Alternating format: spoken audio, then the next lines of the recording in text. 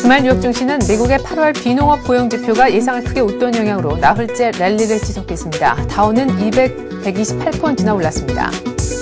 정부는 추석을 앞두고 물가 안정을 꾀하기 위한 방안의 하나로 서민 물가와 직결되는 농수산 품목의 구매 장소별 일자별 가격 동향을 비교 분석해 공개하기로 했습니다. 삼성전자가 내년에 약 30조 원을 신성장 동력 사업에 투자하는 방안을 검토 중입니다. 올해 예상 투자 규모인 26조 원을 뛰어넘는 사상 최대 규모입니다. 펀드에 장기 투자할수록 판매 보수 부담이 낮아지는 2단계 펀드 판매 보수 인하가 오늘부터 시행됩니다.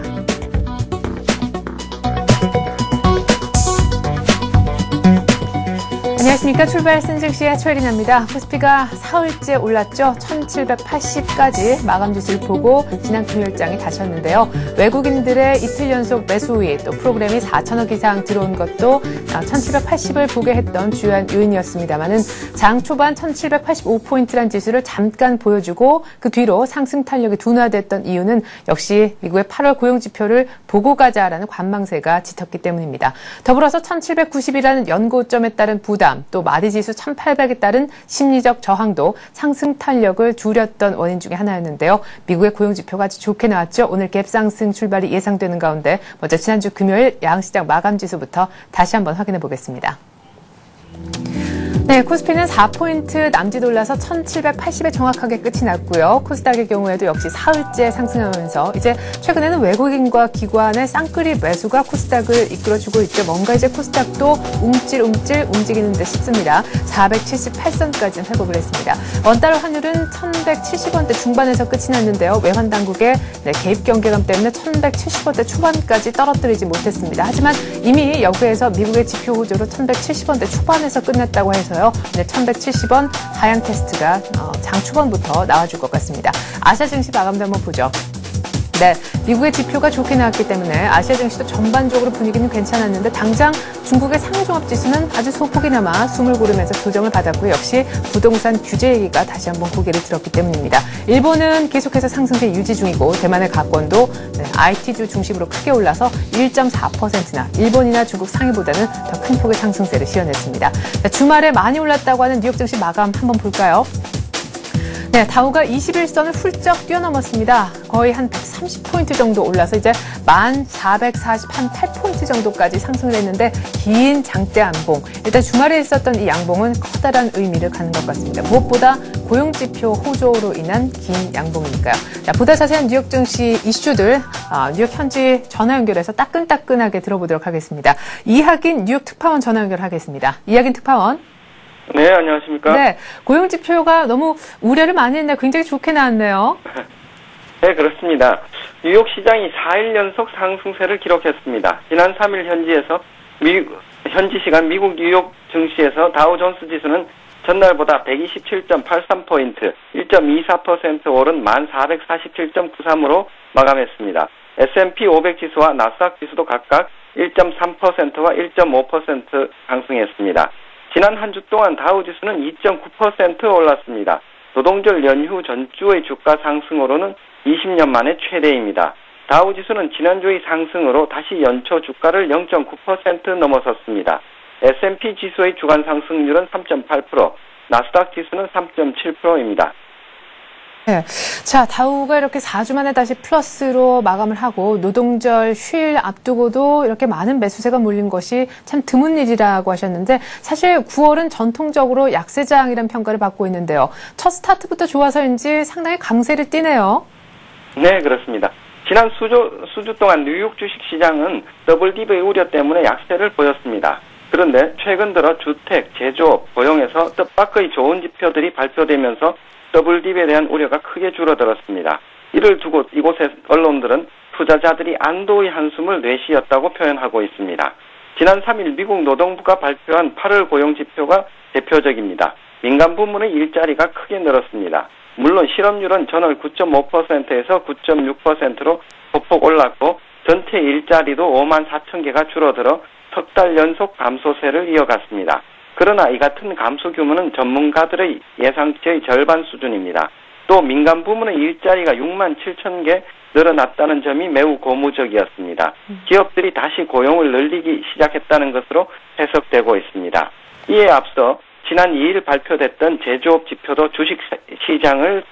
주식시장 상승을 이끈 요인입니다. 8월 공급관리자협회 제조업 지수는 전월 55.5에서 56.3으로 상승, 전문가 예상치 52.8을 크게 상회했습니다. 주택 쪽에서도 좋은 신호가 나왔습니다. 7월 미결 주택 매매가 전월 대비 5.2% 증가했다는 발표가 있었습니다. 미결 주택은 계약을 체결한 상태이지만 아직 완전히 대금 결제가 끝나지 않은 주택을 의미합니다. 이 미결 주택 매매가 증가했다는 것은 향후 주택 거래 실적이 늘어나게 될 것임을 예고하는 것입니다. 이처럼 고용, 제조업, 주택 지표 등 실물 경제 상황을 보여주는 지표들이 일제히 호전되면서 주식시장이 강세를 보이고 있는 것입니다. 네, 먼저 제조업, 주택 지표가 좋아지고 대표적인 후행 지표를 할 수 있는 고용 지표마저 개선된 것이 눈으로 확인되니까 전통적으로 약세장이었던 9월 증시도 이례적으로 지금 강세를 띠고 있는 중이다. 이런 분석이셨는데요. 이런 가운데 정말 금상첨화격으로 오바마 대통령도 추가 경기 부양책을 이번 주에 내놓을 수 있다. 이런 임박 뉴스가 나왔네요. 네네, 그렇습니다. 이번 주에는 추가 경기 부양책이 뉴욕 증시의 큰 관심사가 될 것으로 보입니다. 오바마 대통령은 노동절을 맞이해 6일 윈스콘신주 미러키를 방문해 노동절 기념식을 참관하고 8일엔 오하이오주 클리블랜드에서 경제에 관해 연설을 할 예정입니다. 이 자리에서 오바마 대통령은 경기 회복과 고용 촉진을 위한 추가적인 부양안을 공개할 것으로 보입니다. 그리고 10일엔 백악관에서 기자회견을 개최해 경제 전반에 대한 입장을 밝힐 예정입니다. 이에 따라 오바마 대통령이 어떤 경기 부양 보따리를 풀어놓을지에 대한 분석도 잇따르고 있습니다. 이곳 언론들은 연구 개발에 대한 1천억 달러 규모의 영구적 감세가 주요 내용이 될 것이라고 보도하고 있습니다. 또 클린 에너지 및 인프라에 대한 투자 확대 등이 유력한 것으로 알려지고 있습니다. 이번 경기 부양은 중간 선거를 앞두고 다분히 유권자들을 의식한 행보이기도 합니다. 네, 그래요. 때문에 일단 감세 쪽으로 가닥을 잡은 것 같고요. 오바마의 추가 부양 보따리 안에 어떤 내용이 풍성하게 들어가 있는지 그것도 한번 챙겨봐야 될 것 같습니다. 어쨌거나 고용지표 호전으로 투자 심리가 많이 좋아지면서 큰 폭으로 주말 뉴욕 증시가 오르고 끝이 났는데 이번 주에는 하지만 지표 발표가 많지 않고 당장 오늘 밤에는 뉴욕 증시가 쉰다면서요? 네, 그렇습니다. 노동절 연휴입니다. 지난 주말부터 금요일부터 사흘간 연휴이기 때문에 뉴욕 증시는 휴장을 합니다. 네. 이에 따라 이번 주에는 경제 지표의 발표가 적습니다. 단 4건에 그칠 정도입니다. 먼저 8일에는 연준이 베이지북을 발표합니다. 베이지북은 12개 지역 연방준비은행들의 경기 판단을 담는 것입니다. 이번 베이지북에는 7월 20일에서 8월까지의 경제 동향을 실습니다. 소비자 신뢰지수도 같은 날 발표됩니다. 9일에는 7월 무역 수지가 발표됩니다. 무역 적자 규모는 468억 달러로 전월의 499억 달러에 비해서는 소폭 감소했을 것으로 예상되고 있습니다. 같은 날 9월 첫 주의 신규 실업수당 청구 건수도 나옵니다. 전주의 47만 2천 건에서 2천 건 감소한 47만 건에 달할 것으로 예상되고 있습니다. 그리고 10일에는 7월 도매 재고가 공개됩니다. 최근 뉴욕 증시는 경제 지표에 크게 좌우되는 만큼 이번 주 지표도 주식시장의 흐름에 큰 영향을 미칠 것으로 보입니다. 네, 경제 지표가 많이 발표되는 것과는 달리 적게 발표되는 게 정말 약이 될지 독이 될지는 또 한번 한 주 지나봐야 알 것 같습니다. 자, 반면에 오늘 크게 다루진 않았는데 ISM 서비스업 지수가 부진하면서 유가는 결국 떨어지고 말았네요. 네, 그렇습니다. 지난 3일 국제유가는 하락세로 마감했습니다. 뉴욕 상업거래소에서 10월 인더분 서부 텍사스산 원유는 배럴당 42센트, 0.6% 하락한 74.60달러를 기록했습니다. 주간 단위로도 0.8%가 떨어졌습니다. 주식시장과는 달리 유가는 고용 지표에 환호하기보다는 미국의 서비스업 경기가 둔화된 데 대해 주목했습니다. 이날 미국 공급관리자협회가 발표한 8월 비제조업 지수는 전월 54.3에서 51.5로 하락했습니다. 금 선물은 온수당 3.80달러, 0.3% 하락한 2,490.60달러의 거래를 마쳤습니다. 네. 더블딥 우려가 다소 줄어들면서 안전자산 선호 현상이 완화되는 분위기입니다. 예, 때문에 달러 인덱스도 많이 떨어진 것 같고요. 달러 유로도 한 1.29달러 근처까지 올라갔었던 것 같습니다. 오늘 이렇게 해서 글로벌 증시는 이학인 뉴욕 특파원과 함께 알아봤습니다. 고맙습니다. 네, 감사합니다.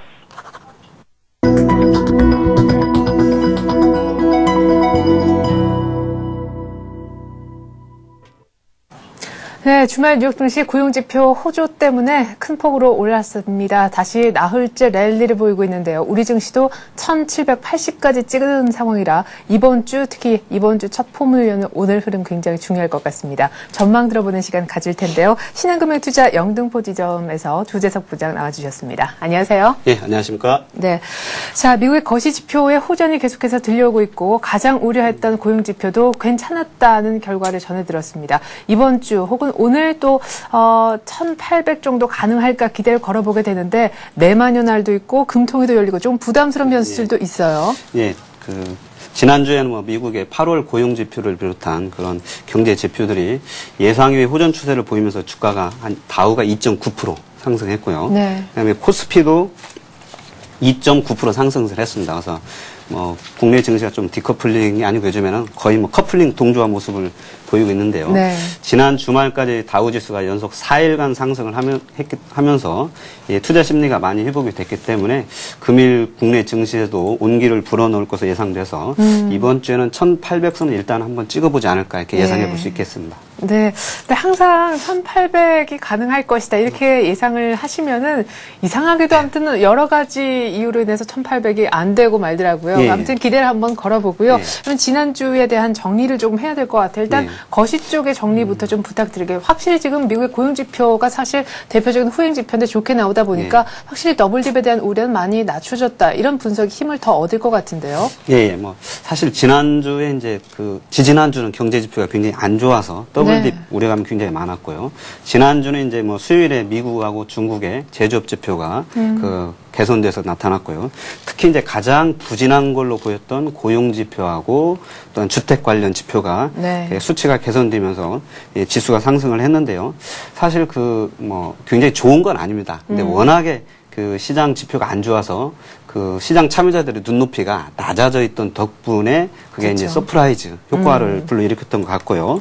이제 다만 한 달 내내 조정을 받았었기 때문에 그런 9월장에는 조금 더 긍정적 효과가 기대될 수 있겠고요. 네. 또한 이제 지난주 유럽에서는 이제 유동성 위기의 진원지였지 않습니까? 네. 유럽이요. 근데 ECB에서 기준금리를 1%로 약 17개월 연속 동결을 하고 또한 그런 3개월짜리 기준금리로 3개월간 유동성을 무제한대로 공급한다는 그런 유동성 완화 정책을 내년까지 지속하기로 발표를 하면서 다음 주에 있을 오바마 대통령의 추가적인 그런 경기 부양책과 또한 ECB의 유동성 완화 정책이 맞물리면서 증시에는 이 하락의 방어적 역할을 할 수 있겠습니다. 네. 그러니까 결국 지표 호조, 게다가 각국의 경기 부양책 이런 것들 때문에 지난주부터 더블딥에 대한 우려가 점점점 덜해지기 시작했고 여기에 대한 클라이막스를 지난 주말에 뉴욕 증시 고용지표에서 보여준 것 아닌가 이런 분석을 내놓으셨는데요. 자, 1,800 가능할 수 있다 이번 주 내에 이런 전망을 하셨지만 역시 업종별로 보면은 IT가 가지 않고는 1,800을 얘기하기 어렵다. 이런 의견이 많이 있죠. 이제 외국인들이 사주는 것도 같은데요. 예. 사실 IT주들이 지난 5월에 고점 형성 이후에 빠지면서 국내 증시가 계속적인 박스권 행보를 보였고요. 근데 지난주에 거래소에서 해외 지수 힘입어서 이제 외국인이 한 2,700억 샀고요. 기관이 1,780억 정도 매수를 했고요. 개인들은 6,200억 정도 매도를 했습니다. 근데 특이한 게 간만에 코스닥 시장에서 기관과 외국인들이 매수세를 했습니다. 따라서 이 지수에 이제 추가적인 상승하기 위해서는 IT주의 이제 상승이 절대적으로 필요한데요. 외국인들이 이제 8월 들어서 간만에 한 5천억 정도의 주식을 팔았는데요. 그 중에서 거의 대부분이 1조 원이 이제 IT주를 팔았고요. 그 다음에 이제 화학주하고 그런 쪽으로 사면서 이제 5천억 정도 순매도가 있었고요. 그 다음에 기관들은 거의 이제 매수와 매도가 동일한 균형 매매가 보였습니다. 그래서 이제 지표가 이렇게 나오고 있는데요. 지금 외국인들은 팔고 그다음에 기관들은 이제 펀드 환매가 있었지만은 그 매도세가 많이 줄었고요. 네. 또한 그 운수 장비하고 역시 전기전자를 팔았습니다. 네. 전기전자를 팔았는데 이제 뭐 그 철강하고 건설 내수주를 좀 사면서 포트폴리오 교체 매매를 단행한 정도였었는데요. 네. 이제 지난주에 특이하게 이제 기관하고 외국인이 하이닉스, LG 디스플레이, 뭐 삼성전기 이런 쪽들의 IT주들을 사면서 주가 반등이 나왔습니다. 네. 그리고 이제 그 코스닥 시장에서 기관과 외국인들이 약 한 700억과 450억 정도 매수를 했습니다. 따라서 좀 눈여겨봐야 될 것 같고요. 뭐 5월에 이제 하이닉스와 LG 디스플레이 이런 쪽들이 고점을 기록한 이후에 뭐 보통 한 20-30% 정도가 빠졌고 뭐 코스닥은 그 이후로 계속 그 시장에서 소외를 받았죠. 뭐 자문사들이 코스닥은 거들떠보지도 않고 중대형주 위주로만 이렇게 사면서 수익률 게임을 했기 때문에 이번 주에는 한번 IT주를 한번 눈여겨보면은 이 지수의 추가적인 상승을 기대해 볼 수 있겠고 뭐 삼선 전환도가 간만에 양전을 했고요. 뭐 제가 한번 차트를 한번 또 이렇게 보여드리면서 그 IT주에 한번 기대를 한번 해보도록 하겠습니다. 지금 이 차트가 뭔가요? 이거는 이제 지금 위쪽은요 국내 증시의 그 전기전자 업종 차트고요. 아래쪽은 이제 미국의 그 반도체 필라델피아 반도체 지수 차트입니다. 근데 여기 보시면 밑줄을 그어놓은 것처럼 전기전자 업종도 거의 연초에 7,300선 바닥권에서 지난주에 7,500대로 올라왔고요.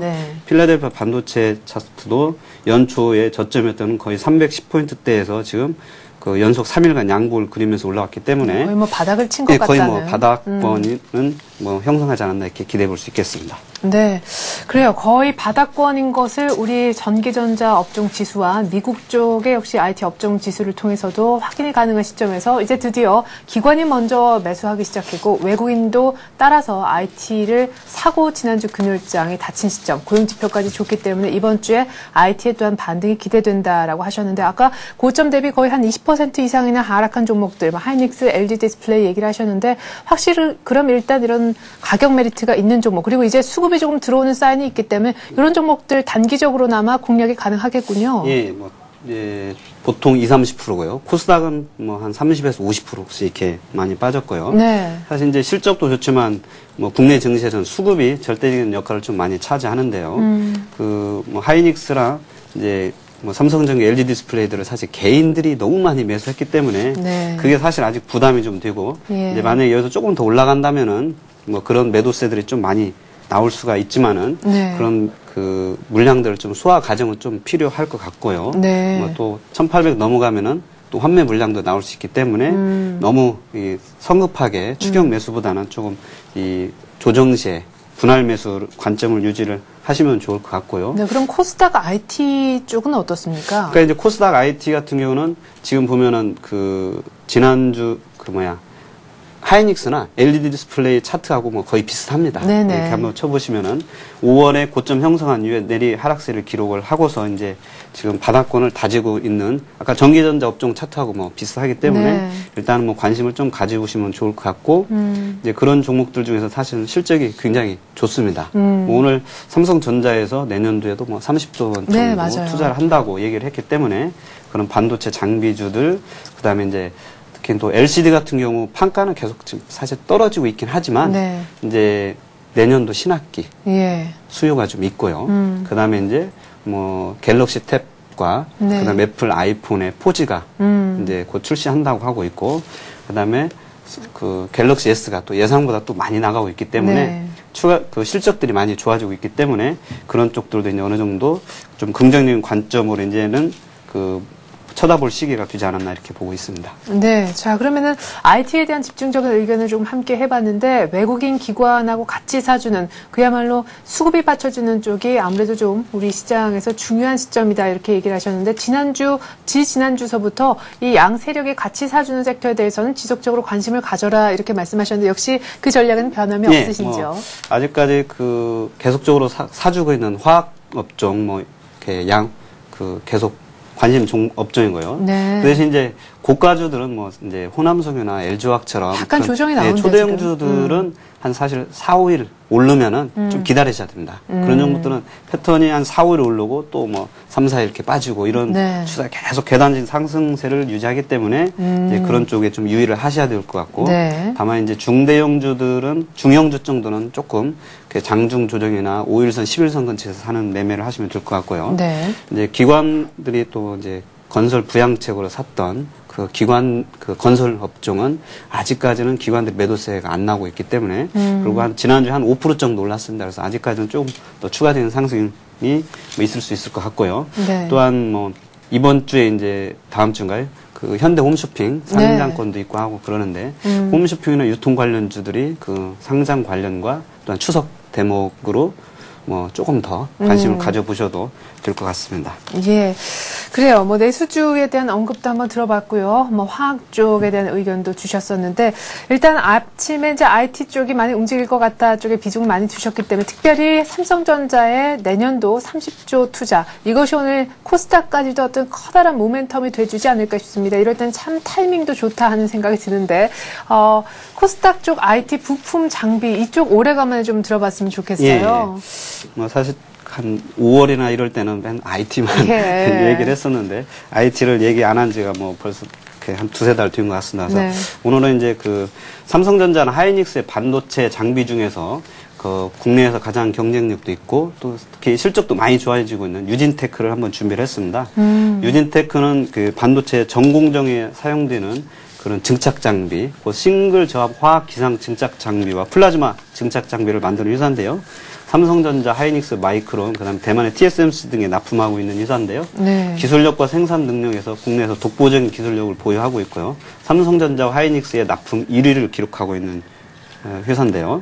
최근에 이제 그 반도체들의 미세 공정, 뭐 디램이 이제 20나노에서 30나노로 가고 낸드 20나노 이렇게 가면서 미세 공정에 대한 그런 관심이 많이 높아지고 있고 또한 각국의 반도체 업체들이 그 미세 공정으로 전환을 하고 있습니다. 근데 거기에서 이 필수적인 그 반도체 웨이퍼에 그 회로를 새길 수 있는 장비가 예전에는 그 두 개로 이렇게 그었는데 지금은 하나로도 그을 수 있고 또한 그 굴곡진 면에까지도 이렇게 회로를 새길 수 있는 그런 장비를 만드는 회사가 이 유진테크이기 때문에 그 웨이퍼형이 줄어들면 아무래도 수율이 좋아지고 그다음에 회사 수익이 좋아지는데 그런 이 유진테크가 국내에서는 유일하게 만들고 있기 때문에 실적이 많이 좋아지고 있고요.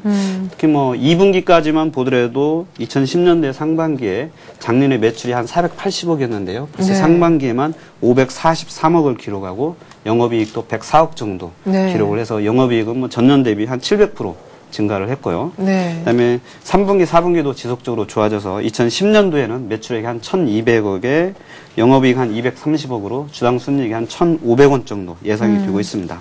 뭐 그리고 아까 말씀드렸듯이 삼성전자가 내년에도 반도체하고 LCD에 투자를 많이 하기 때문에 내년에도 뭐 더욱 실전이 호전되리라 기대를 해볼 수 있겠습니다. 이미 지난주 금요일에 4분기 최대 실적 전망이 나오면서 갭으로 떠서 7.5%다 급등한 바 있는데 유진테크 차트를 한번 볼까요? 예, 차트를 보면요. 그 지난주에 사실 보면은 주말 경기에 양봉을 기록을 했습니다. 근데 그 전부터 기관들이 지금 한 3주 연속 매일 3, 4만 주씩 사면서 한 25만 주 정도 바닥권에서 지금 그 11,000원 근처에서 이 바닥을 다지는데 뭐 그 1등 봉신이었고요. 그래서 최근에 한 25만 주 정도 매수를 했고요. 그 지난주에 12,200원으로 시작을 했는데요. 뭐 오늘 아무래도 갭상승을 하면은 조금 기다리셨다가 주반이나 뭐 내일이나 이럴 때 다시 12,000원 초반에서 매수하시는 관점을 하시면 될 것 같고요. 뭐 1차적인 목표 가격은 이 앞에서 보시는 것처럼 지난번에 이게 15,000원 근처에서 한 2주 정도 있다가 떨어졌습니다. 그래서 한 그보다 약간 낮은 14,500원 정도를 일단은 1차적인 목표가로 두고요. 그다음에 이제 뭐 손절가는 21선과 5일선이 몰려있는 11,400원 정도를 손절가로 두고서 대응을 하시면 될 것 같습니다. 아무튼 오늘 갭상승하면은 잡지 말라고 하셨습니다. 금요일 종가와 비슷한 12,000원대 초반 가격 정도에서 좀 기다렸다가 샀으면 좋겠다고 얘기하셨습니다. 오늘은 반도체의 플라즈마 증착 장비를 만드는 유진테크 얘기를 들어봤습니다. 신흥금융투자 영등포 지점 조재석 부장이었습니다. 고맙습니다. 네, 감사합니다.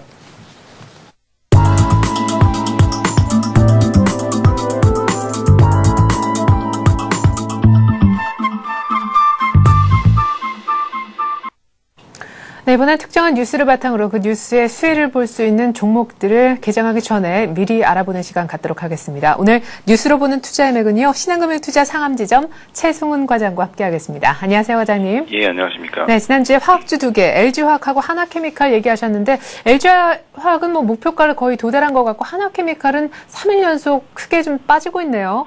예, 두 종목 모두 지금 목표가 대비해서 좀 상당히 좀 올라 있는 부분이 있긴 한데요. 네. 일단 3분기에도 제품가 상승세가 좀 지속될 것으로 예상이 되고 있고, 하나케미칼 같은 경우도 전고점을 돌파를 했다가 3일 정도 기간 매도세 때문에 좀 수급적으로 하락한 측면이 있는데, 오히려 이런 때일수록 좀 매수를 하셔도 충분히 다시 한번 목표가 이상으로 좀 올라갈 수 있을 것 같아서요. 관심이 지속 필요해 보입니다. 예, 그래요. LG화학하고 하나케미칼 지속적인 관심을 주문하셨는데 오늘 새롭게 볼 뉴스 혹시 삼성전자 투자 뉴스인가요? 예, 일단 삼성전자 투자 뉴스 같은 경우는 워낙에 좀 광범위하기 때문에 오히려 좀 대부분 IT 종목에 대해서는 좀 추가적인 관심이 필요해 보이고요. 그 이외에 좀 준비한 기사는 일단 BMW가 지난주에 한국산 부품에 대해서 이제 본격적으로 계약을 하고 추가로 이제 납품을 받는다는 이야기가 좀 있었습니다. 네. 그래서 삼성 SDI, 현대모비스, 한국타이어, 금호타이어, 만도 등 업체와 이미 계약을 했다고 이제 발표를 했는데요. 이에 따라서 자동차 부품주 같은 경우 일단 선조정 받은 측면도 있기 때문에 좀 관심이 필요해 보이고, 이에 따른 관련 종목으로는 아까도 말씀드렸지만 현대모비스, 만도, 한국타이어, 그리고 소형 종목으로 SL과 평화전공 정도가 좀 관심권에 두셔도 될 것 같습니다. 네, 한국타이어는 지금 며칠 연속 오르는지 몰라요. 금요일에도 6% 이상이나 올랐는데 오늘 이 중에서 어떤 종목 얘기해 주실 건가요? 한 두 종목 정도 볼 수 있을 것 같은데요. 일단은 좀 수급적인 측면이나 실적적인 측면에서 가장 좀 단기적으로 추세가 유지되고 있는 종목군 중에서 일단 만도를 말씀을 드리겠는데요. 네. 만도 같은 경우는 BMW와 직접적으로 일단 5년간 2,100억 정도 브레이크 부품을 납품을 했고, 또 국내뿐만이 아니라 이제 브라질이나 동유럽 쪽에 진출을 하면서 해외 모멘텀도 많이 살아있는 상태입니다. 그래서 일단은 수익성이나 성장성 측면에서 좀 가장 돋보이는 종목이라고 생각이 되고요. 또 얼마 전 오버행 이슈도 마무리했기 때문에 수급적인 측면에서도 좀 관심 있게 보셔도 될 것 같습니다.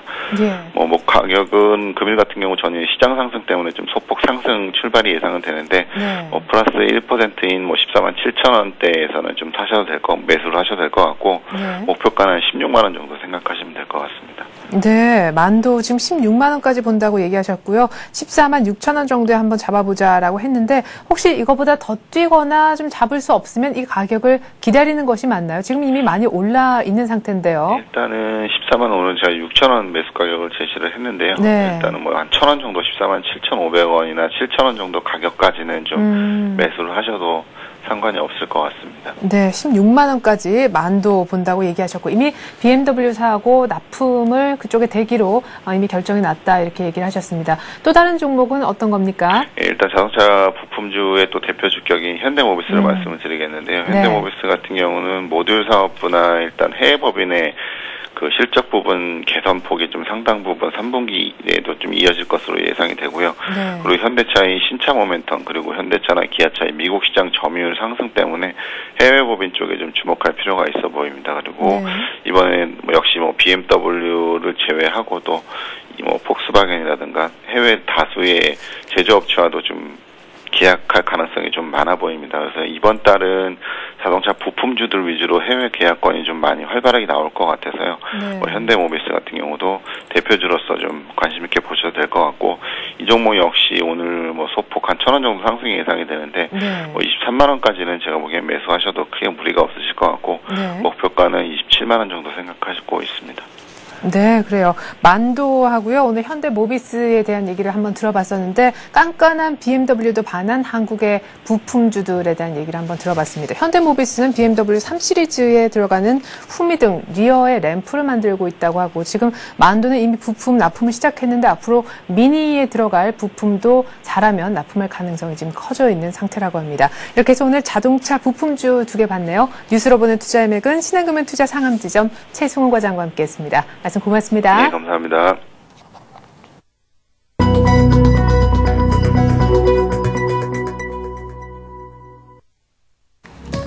네, 9월 6일 월요일장 이제 막 열렸습니다. 뉴욕 증시에서 고용지표가 크게 좋아진 상황에서 다우가 21선 위쪽으로 성큼 올라선 상황. 여기에 오바마 대통령이 추가 부양책 내놓는다 얘기를 했고요. 삼성전자가 내년에 30조 원 사상 최대 규모 투자하겠다고 얘기를 했습니다. 오늘 코스닥, 코스피 모두 다 큰 폭으로 오르지 않을까 생각이 드는데 글쎄요, 제 생각만큼 출발이 괜찮을까요? 시초가 분석해드리겠습니다. 네, 코스피는 11포인트 정도 뛰면서 1790을 살짝 넘긴 1791포인트에서 출발하고 있고요. 코스닥은 4포인트 정도 올라서 482포인트 정도에서 지금 출발을 해주고 있습니다. 하나하나 종목별로 한번 분위기를 보도록 하죠.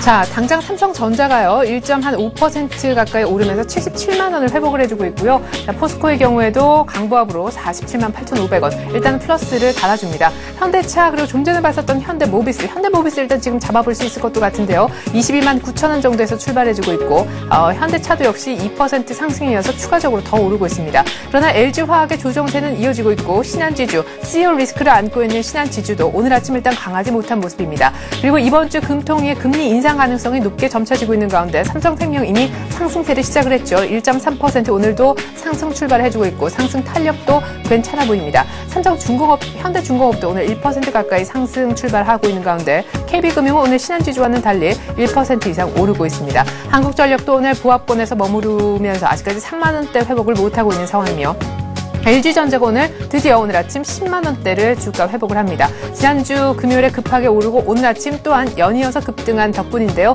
그러나 LG디스플레이도 오늘 한 1%가량 함께 올라줍니다. 하이닉스가 거의 한 2% 가까이 오르는 것 역시 삼성전자의 어떤 그런 내년도 대규모 투자에 호재를 입은 덕분이라고도 볼 수가 있겠고요. 오늘 아침 이렇게 IT주가 조금 살아난다면은 수급도 분명 개선되고 있으리라 믿어집니다. 기아차도 오늘 상승세를 계속해서 이어나가고 있습니다. IT주의 연속적인 반등 그리고 자동차주가 계속해서 버텨주면서 운수장비와 IT가 함께 가는 상황이 시장의 질이 괜찮아 보이게 하는 그런 요인인 것 같습니다. 롯데쇼핑이 오늘도 역시 꺾이는 가운데 신세계는 대조적으로 좀 잘 가지고 있나요? 오늘 아침에도 1% 이상이나 올라서 62만 1,000원까지 찍어주고 있습니다. 우리금융도 역시 KB금융과 마찬가지로 상승해주고 있는데 오늘 금융지주회사 중에서는 리스크가 있는 신한지주만 좀 하락하는 그런 분위기네요. 삼성전기가 당장 2% 가까이나 뛰면서 낙폭이 과대했던 IT 종목으로 많이 오른다는 것을 상대적으로 알 수가 있습니다. 포스코와는 달리 현대제처럼 오늘 약간은 좀 조정을 받는 그런 모습이고요. 삼성화재가 삼성생명과 더불어서 1% 내외로 올라주고 있습니다. 삼성물산도 나쁘지 않은 출발, 외환은행도 강보합권에선 출발하네요. 현재 코스피가 상승폭을 더 키워서 1793까지 올라왔고요. 코스닥도 역시 4포인트 이상 올랐는데요. 당장 셀트리온이 지난주 외국인 기관 수급이 굉장히 좋았었는데 오늘 아침에 더 오르면서 1.6%나 뛰고 있습니다. 서울반도체도 2% 이상이나 급등하고 있고요. 지금 포스코 ICT도 LED 쪽이라도 볼 수 있겠는데 10,000원을 회복을 했습니다. 네오지 게임즈 역시 중국주인데 1.5%나 지금 뛰고 있는 그런 모습이네요. 네, 이렇게 해서 간단하게나마 시초가 분석해봤는데요. 전문가는 이 같은 출발 상황 어떻게 보는지 자세하게 들어보도록 하겠습니다. SK증권 투자전략팀에 있는 원정혁 연구원 한번 만나보죠. 안녕하세요. 안녕하십니까. 네, 오늘 아침에 일단 1790까지 또 보여주는데요. 뉴욕 증시 고용지표 호조 역시 훈풍을 불어주는 그런 요인인 것 같습니다. 네, 그렇습니다. 지금 현재 코스피 시장은 13포인트 올라서요. 1793포인트. 코스닥 시장은 4.68포인트 올라서 483포인트를 기록하고 있습니다. 말씀하신 대로 주말 미국 시장이 좀 상승 마감하면서 국내 시장도 긍정적인 영향을 미치고 있고요. 외국인은 현재 플러스 130억 원, 기관은 마이너스 6억 원의 순매수를 보이고 있는데요. 수급 주체들이 당장에 급변하지는 않지만 전체적인 시장 분위기는 양호하다라고 보여지고 있고, 대형주 중에서는 특히 그동안 낙폭이 컸던 IT주들이 지난주 목요일부터 좀 상대적으로 강세를 보이는 것이 좀 특징적이라고 할 수 있겠습니다. 그렇군요. 자, 1790까지 이렇게 올라온 그런 상황인데, 자, 이번 주에 이 같은 상승세가 좀 더 이어질 것이다. 이런 얘기도 있고요. 1800도 아마 이번 주 내로 가능하지 않을까 이런 시각도 있지만, 역시 많이 짧은 시간에 급등한 데 따른 부담, 상승폭은 제한적일 것이다. 라는 의견도 있습니다. 언제나 1800 코앞에서는 이렇게 증시 전망이 좀 갈리는 모습인데요. 우리 원종혁 연구원님은 어느 쪽에 서 계신지요? 예, 저는 지난주 8월에 1800을 좀 넘길 수도 있다라고 말하는 기억이 있는데요. 다시 제가 말씀드리고 나서 좀 하락을 했다가 다시 그 수준까지 다시 올라왔습니다. 제가 중요한 것은 이번 주에 1800을 넘긴다 뭐 이런 전망을 솔직히 아무도 알 수 없는 거고요. 한 가지 말씀드리고 싶은 것은 지난 분기보다는 지난 달보다는 시장의 분위기가 좀 더 나아졌다라고 말씀드리고 싶습니다. 그래서 좀 더 전반적으로 주식은 좀 보유 기간 좀 늘릴 필요가 있고요.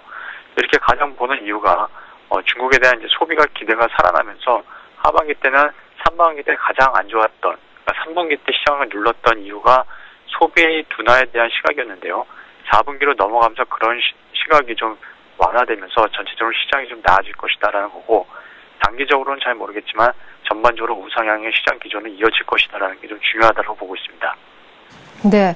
자, 그러면 당장 IT주에 대한 대응들이 많습니다. 오늘 아침 IT에 대한 수급이 조금 개선됐는지 그 부분 좀 짚어주시고요. 이번 주 단기적으로 금통위 그리고 쿼드러플 비칭대 이전까지만 보더라도 IT주에 특히나 낙폭 과대주에 대한 매수 접근은 유효하다. 이런 분석들이 있는데 역시 의견을 같이 하십니까? 예, 그렇습니다. 앞에서 말씀드린 대로 소비에 대한 우려가 좀 나아지고 있다라고 말씀드렸는데요. 소비에 대한 우려가 나아지면 IT 제품을 가장 눌렀던 이유가 소비 둔화에 대한 재고 우려였는데 그런 부분에 대한 우려가 좀 다소 완화되기 때문에 좀 더 나아질 거로 보고 있고요. 또 하나 좀 기술적인 요인도 고려해야 될 것으로 보이는데요. IT 업황이 분명히 생각보다 나빠지진 않기 때문에 좋아지지만 급반등한 V자 반등은 아니기 때문에 V자 지금까지 목요일날 있었던 그 V자 반등이 그런 속도로 계속 유지되기는 힘들다는 겁니다. 그래서 기술적 요인과 좀 나아지고 있다라는 긍정적인 시각을 좀 접목해가지고요. 조금 눌림목 구간에서 매수하는 게 좀 낫다라고 보여지고 있고요. 그다음에 이번 주에 있는 여러 가지 이벤트들은 빅 이벤트임에는 분명하지만 시장에 미치는 영향력은 크지 않을 것으로 보고 있습니다. 네, 그렇군요. 그래요. 자, 이렇게 해서 오늘 간단하게나마 전략까지 한번 세워보았습니다. SK증권 원정혁 연구원이었습니다. 고맙습니다. 네, 감사합니다. 네. 자, 계속해서 채권시장하고 외환시장 쪽 분위기를 한번 보도록 하겠는데요. 먼저 지수 다시 한번 좀 살펴보죠. 1790선대 초반, 1791포인트가 계속해서 유지가 되고 있고요. 외국인들이 약 한 200억 가까이 이렇게 사주는 것 같습니다. 개인들이 역시 150억 가까이 팔고 나가는 그런 모습. 외국인이 양시장 모두 사주고요. 기관하고 오늘 양시장에서 모두 아주 사이좋게 손을 잡은 모습입니다. 오늘 프로그램도 매수 우위를 기록하고 있네요. 역시 비차익 쪽에 적지 않은 매수세가 유입이 되고 있습니다. 한 270억 정도 프로그램도 매수 우위를 기록을 하고 있습니다. 자, 이렇게 해서 이제 한번 지수를 1790 정도의 지수를 한번 봤는데요. 업종별로 분위기를 들어가서 한번 보면요. 오늘 역시 1790까지 뛰니까요. 증권주들이 활개를 칩니다. 삼성증권도 한 1.7% 정도. 의료정밀도 나름대로 또 많은 상승폭을 보여주고 있는데 우진이란 종목은 3.8%나 급등하네요. 자, 의료정밀 쪽도 의약품 쪽도 제약주들도 남모르게 많이 오른 그런 종목인데요. 오늘 동아제약 역시 신약 개발에 대한 기대감이 있는 그런 종목이죠. 5%나 급등합니다. 녹십자도 2%. 이 무거운 녹십자가 오늘 주당 3,500원이나 오르고 있고요. 일성신약도 4.5%나 급등하고 있습니다. 보험주도 오늘 증권주하고 같이 얽혀서 잘 가고 있는데요. 이렇게 되면 오늘 금융 쪽도 전반적으로 괜찮다 이렇게 봐야겠습니다. 전기전자에서 당장 대장주인 삼성전자도 1% 가까운 상승세 보여주고 있고요. 상승 탄력이 좀 괜찮은 쪽은 LG이노텍의 2% 상승, 삼성전기하고 LG전자 등은 1% 정도이고요. 삼성테크인은 상대적으로 조금 조용한 편입니다. 자, 이번에는 계속해서 채권시장하고 외환시장의 분위기를 한번 체크를 해보러 갈 텐데요. 삼성선물 리서치팀의 배신영 연구원 만나보겠습니다. 안녕하세요. 네, 안녕하십니까. 네, 오늘 미국의 고용지표가 개선되면서 여기가 많이 좀 떨어졌다는 얘기가 지금 들려오고 있는데 1170원 혹시 깨면서 출발하고 있는지 원달러 환율 출발 상황부터 좀 짚어주십시오. 예, 밤사이 미 고용지표 호조로 안전자산 선호가 약화되면서 미 달러는 주요 통화에 대해서 하락하였고 이에 따라서 금일 달러원 환율은 전주말 대비 4원 하락한 1171원에 개장하여 현재 1170원 중심 등락하고 있습니다. 네, 그렇군요. 지금 1170원에 겨우겨우 걸쳐져 있는 그런 상황인데 지난주 금요일에도 1170원대 초반에 내려가지 않은 것은 당국의 개입 경계감 때문이었던 것으로 보여집니다. 1170원 오늘 사수가 가능할는지요? 예, 전주말 위험자산 선호로 달러원 환율은 1176.1원으로 하락했지만 결제와 개입 경계로 낙폭이 제한된 후에 장 후반 내고로 1174.90원의 저점을 낮추고 전일 대비 5.5원 하락한 1175원을 마감을 하였습니다. 중국 언론을 통해서 익명의 관계자가 처음으로 외환보유액 구성을 공개를 하였습니다. 달러 65%, 유로 26%로 이는 IMF의 전 세계 외환 보유액 비중과 통화 비중과 크게 다르지 않습니다. 이는 최근 중국의 위안화 국제화 노력과 외환 보유액 다변화 움직이는 일환으로 좀 보여지고 있습니다. 미 고용지표 호조로 환율이 주초 박스권 하단인 1170원 하향 테스트를 좀 할 것으로 예상이 됩니다. 금주 대외적으로는 오바마 대통령의 밀워키 클리브랜드에서의 연설, 기자회견에서의 추가 언급에 따른 랠리가 주목이 되며 일본, 영국 등 주요국의 금리 결정도 예정되어 있습니다. 대내적으로도 한은의 금리 결정 예정되어 있는 데다가 그 결과에 대한 전망이 불확실해서 변동성 확대 요인으로 좀 작용할 수 있어 보입니다.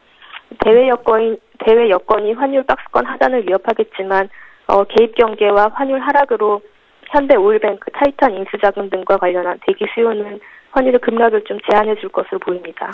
네, 그래요.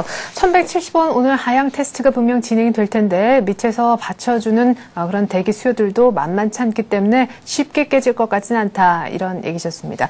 그래요. 그리고 채권 시장은 지난주 금요일 날 일단 아무래도 이번 주 목요일에 있을 금통위 부담 때문에 일단 약세로 끝이 난 것 같습니다. 하지만 일단 기준금리가 인상된다 할지라도 만약 그 속도가 점진적이라면 채권 시장은 추가적으로 더 강세를 띌 수도 있다. 이런 전망도 있는 것 같은데요. 지난주 금요일 어떻게 이제 약세를 보였는지 그 정도를 좀 정리를 해주시고요. 금통위 전망을 아무래도 여쭙지 않을 수가 없겠네요. 예, 전주말 IMF의 통화 정책에 대한 정부 개입 반대와 9월 금통위 부담감 증대로 채권 시장은 전 영역에서 금리가 상승 마감하였습니다. 예, 밤사이 고용지표 호전으로 미 국채 금리도 급등하면서 3주일여 만에 2.7%로 상승을 하였는데요. 이에 따라서 금일 채권 시장에서 국채 선물은 개파락하여 111.88에 개장을 하였습니다. 금주 채권 시장은 주 후반 개최되는 9월 금통위에서의 통화정책 강도와 국채 선물 월물 교체를 앞두고 외국인의 포지션 2월 여부가 모멘텀으로 작용할 전망입니다. 금통위에서는 인플레 경계와 DTI 규제 완화로 기준금리 정상화 필요성이 확대되었으며 4분기에도 한두 차례 추가 긴축 가능성이 예상이 됩니다. 한편 선물시장에서 외국인은 현재 11만 계약대의 순매수 포지션을 보유하고 있는데요. 금통위를 전후로 하여 본격적인 포지션 2월이 예상이 되고 있습니다.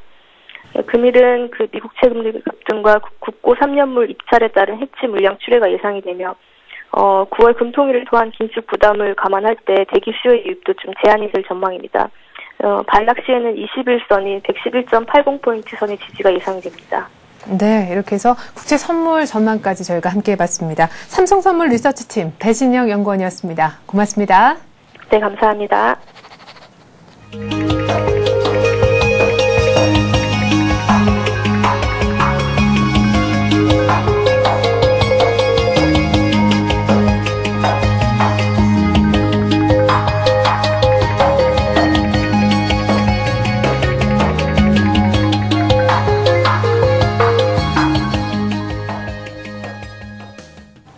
네, 일본의 니케이도 지금 1% 이상 오르면서 출발하는 것으로 지금 소식이 들어와 있고요. 우리 증시는 1790을 잠깐만 보고 1788포인트로 소폭 상승폭을 조금은 줄인 상황입니다. 그러나 양시장 모두 상승세를 유지하고 있는데 오늘 아침 출발 전략 지금부터 세워보도록 하겠습니다. KTB 투자증권 박석현 연구원과 함께 말이죠. 안녕하세요, 연구원님. 예, 안녕하십니까. 네, 오늘 무엇보다 지수도 지수인데요. 여쭤보고 싶은 게 이 IT 종목 정말 가는 건지 여부인 것 같습니다. 수급도 이제 연속적으로 조금 붙어주는 것도 같은데요. 예, 일단 그 지수 같은 경우는 1790포인트 돌파를 하고 연중 고점에 다가서면서 상승폭은 다소 좀 줄어들고 있습니다. 다만 이제 흐름 자체는 일단 내부적으로 뭐 긍정적이라고 볼 수 있겠는데요. 네. 일단 그 IT하고 자동차 그리고 항공주들이 좀 강세를 보이면서 그동안 좀 약세를 보였던 경기 민감 업종들이 상승을 좀 주도를 하고 있다라는 부분에 대해 기대를 걸 수 있는 부분이 아닌가 보여지고요. 네. 주식시장하고 그 베타가 되게 높은 증권주가 오늘 강세를 보이고 있는 점도 네. 긍정적인 부분이라고 해석이 될 수 있을 것 같습니다. 수급적인 측면에서 말씀해 주셨던 대로 일단 외국인이 오늘 장 초반부터 지금 300억 원 이상 순매수를 하고 있기 때문에 외국인 순매수가 좀 늘어나는 모습을 좀 보여주고 있고요. 네. 업종별로 봤을 때 전기전자 업종에 대해서 외국인이 순매수를 기록을 하고 있다는 점이 다소 좀 특징적이고요. 그리고 이제 그 순매수 규모 역시 전체 외국인 순매수 규모의 상당 부분 한 60% 이상이 전기전자 업종에 이루어지고 있다라는 부분이 긍정적으로 해석이 되는 부분입니다. 국내 기관 역시 전기전자 업종에 대해서 100억 원 이상 지금 순매수를 기록을 하고 있기 때문에 전반적으로 오늘 전반적인 흐름은 IT주에 대해서 외국인과 국내 기관 매수가 유입되고 있다는 부분에 있어서 좀 시장에서는 긍정적으로 해석이 되는 부분이 아닐까 예상이 되고 있습니다. 네, 가장 많이 눌렸었던 LED 쪽도 지금 당장 10월에 업황이 개선될 수 있다. 분위기가 이래서 이제 이런 분석까지 나온 아침인데요. IT주의 이 같은 반등세가 그야말로 반등에 어떤 그칠 것인지 아니면 계속해서 지속적인 상승까지 이어져서 기존 주도주 지위까지 확보하는 상승으로 이어질는지 어느 쪽으로 보시는지요? 일단 지금 현재 그 IT 주들에 대한 그 이익 전망은 여전히 부진하고 있고요. 앞으로도 계속 부진할 가능성이 좀 있지 않겠느냐라는 점이 제기가 되고 있습니다. 따라서 일단 펀더멘털 부분이 해소가 됐다라고 보기는 좀 어려울 것 같고 다만 지금 그 디램 가격이 최근 2주간 좀 강세를 좀 반등하는 모습을 좀 보였고요. 그리고 일단 그 IT주의 어떤 상대적인 밸류에이션 매력이죠. 렐러티브 P 값이 상당히 많이 떨어져 있는 상황이기 때문에 일단 그런 부분들이 가격적인 측면에서 매력 요인으로 작용을 하고 있는 게 아닌가 볼 수 있을 것 같고요. 최근에 미국 시장에서 그 IT주들이 상대적으로 강세를 보이고 있는 점도 우리나라 IT주에 대한 어떤 그 수급적인 측면에서 긍정적인 요인으로 작용을 하는 것 같습니다. 향후의 관건은 그 IT 주들의 이익 전망이 개선이 될 수 있을지를 좀 확인을 좀 더 할 필요성이 있을 것 같고요. 당장 단기적으로는 반등하고 있는 디램 가격 모습이 강세를 좀 더 이어갈 수 있을지 그리고 수급적인 측면에서 외국인과 국내 기관의 매수세가 이어질 수 있을지를 좀 더 확인할 필요성이 있을 것 같고요. 다만 지금 그 앞서 말씀드렸던 대로 상대적인 어떤 밸류에이션 매력이 IT주에 작용을 하고 있는 상황이기 때문에 그런 부분들은 추가적으로 IT주의 반등 부분을 좀 더는 더 이끌어낼 가능성은 있다라고 생각을 할 수 있을 것 같습니다. 네, 그러면은 조금 더 수급이 조금 더 좋아져야 되고 디램 가격의 강세가 지금처럼 약간 더 지속이 돼야 된다라고 하셨는데 어느 정도 IT주의 주가가 올라오면 본격적으로 가는구나 생각할 수 있는지 그 기준을 어느 정도로 삼아야 됩니까? 글쎄요, 일단 그 주가 측면에서의 어떤 그 기준점을 제시하기는 좀 더 어렵지 않을까 생각을 하고 있고요. 지금 보게 되면 그 유가증권 시장 전기전자 업종 지수 같은 경우는 지금 5월 저점 수준까지 그 떨어진 이후에 지금 그 3일 연속 반등을 하고 있고요. 반등 탄력은 패턴 자체는 그 탄력적인 모습을 보여주고 있기 때문에 바닥권 탈출에 대한 기대감을 높이는 요인으로 작용을 하고 있습니다. 하지만 그 전기전자 업종 지수를 기술적으로 보게 된다면 현재 아직까지도 200일선을 회복을 못하고 있는 상황이고요. 단기적으로 일단 그 21선을 극복을 하고 이제 올라가고는 있지만, 장기 추세의 어떤 분기점이라고 볼 수 있는 200일선을 아직 회복을 못하고 있는 상황이고요. 현재 그 전기전자 업종 지수의 200일선은 7,782포인트에 위치를 하고 있기 때문에, 지금 수준으로는 한 120포인트, 좀 남아있는 상황입니다. 그렇기 때문에 일단 그 흐름 자체가 이제 그 상승적으로 돌려지기 위해서는 1차적으로는 그 200일선 회복 여부를 좀 확인을 해야 될 것 같고요. 또 추가적으로 더 보기 위해서는 120일선까지 회복이 될 수 있을지를 확인을 해야 되기 때문에 궁극적으로는 8,000포인트 정도까지 상승을 정도 이어가야 그리고 그 이후에 추가적인 어떤 그 호전 모멘텀을 보여줘야 추세적으로 돌아섰다라고 생각을 할 수 있기 때문에요. 아직까지 어떤 추세적 그 전환, IT주의 어떤 그 강세 기조의 전환 여부를 추세적으로 보기는 좀 이르지 않나라고 보고 있고요. 다만 그 말씀드렸던 그런 저항선들이 현재 지수 수준하고 아직까지 괴리가 좀 있기 때문에 역으로 생각하면 기술적인 반등 부분은 조금 더 진행이 될 가능성에 대해서 여지를 좀 남겨놓고 있다라고 볼 수 있을 것 같습니다.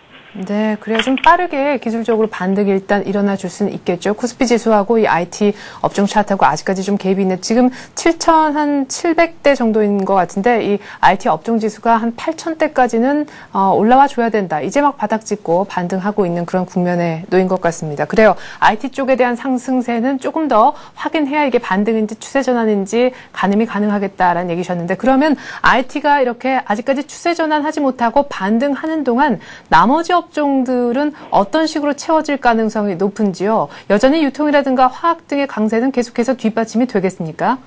일단 화학주 같은 경우는 그 경기 민감 업종 중에 다른 업종하고는 달리 내년도 이익 전망이 계속 상향 조정되고 있는 긍정적인 이익 전망 추이를 보여주고 있습니다. 네, 여보세요? 네. 그래요. 화학주에 대한 이익 전망이 계속해서 유지가 될 수 있는 그런 업종이다라고 얘기하셨는데 역시 지금 오늘 아침에도 보니까 화학주에 대한 수급은 깨지지 않은 그런 모습이고요. 역시 실적적인 측면에서도 화학주 기대를 늦출 수 없다 이렇게 보시는 것 같습니다. IT주에 대한 계속해서 그런 어떤 반등세가 좀 이어져 나오고 화학주 같은 거의 차기 주도주의 섹터들이 무너지지 않는다면 일단 지수는 큰 폭으로 포인트를 뺏기지 않을 그런 가능성이 높은데 말이죠. 화학주에 대해서도 아마 계속해서 관심을 가져라. 이런 얘기를 하시려고 하지 않았을까 이런 생각이 듭니다. 자, 화학주에 대한 나머지의 어떤 말씀 하려고 하셨는지 조금 더 다시 들어보죠. KTB 투자증권 박석현 연구원 다시 한번 연결해 보겠습니다. 연구원님. 예. 네. 화학주 같은 경우도 그 앞에서 말씀드렸던 대로 그 이익 전망 자체가 이제 그 다른 업종, 그 경기 민감 업종하고는 달리 상향 추세가 유지되고 있는 업종으로 볼 수 있을 것 같고요. 이런 부분들은 현재 기조 자체가 이어진다라고 보셔야 될 것 같습니다. 물론 탄력 부분은 조정 없이 지금 올라가고 있는 업종이기 때문에 탄력 자체는 다소 좀 둔화될 가능성은 있긴 하겠지만 현재 기조 자체가 바뀔 가능성은 크지 않다라고 생각을 하고 있고요. 화학 업종의 어떤 상승 기조 자체는 앞으로도 유지될 가능성이 있다라고 생각을 하고 있습니다. 예, 알겠습니다. 자, 그러면 금통위 그리고 쿼드러플 위칭 이번 주 목요일을 어떤 큰 이벤트 데이를 앞두고 있는데 그러면 IT의 어떤 반등 국면인지 상승 추세인지 조금 더 확인해야 될 것이 많은 상황에서 단기적으로 일단 목요일 전까지는 IT주가 추가적으로 상승할 수 있다. 이렇게 믿어도 괜찮은 겁니까? 예, 반등 기조가 유지가 되고 있기 때문에요. 해외 증시 쪽에서의 어떤 그 돌발 악재가 부각이 되지 않는다면 반등 기조 자체는 조금 더 이어질 가능성이 있다라고 봐야 될 것 같고요.